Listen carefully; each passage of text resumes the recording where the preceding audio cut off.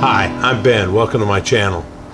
So today's video is likely a little bit boring to some of you, but I'm doing it for me.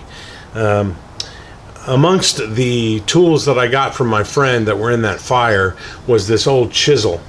I guess it's meant for breaking up concrete or rocks or something. I don't know. It's pretty heavy duty. But it's very rusted and it's mushroomed out on the top. And I thought it would be fun to clean it up. And you're welcome to follow along.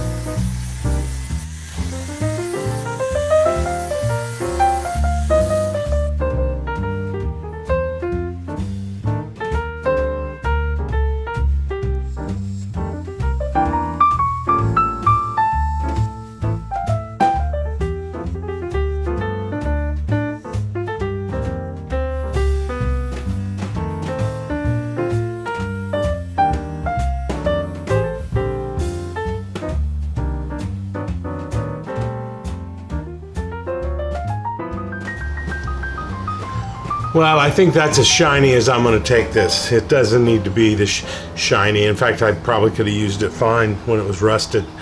But it was a lot of fun, and there it is. So, thanks for watching. See you next time. Bye.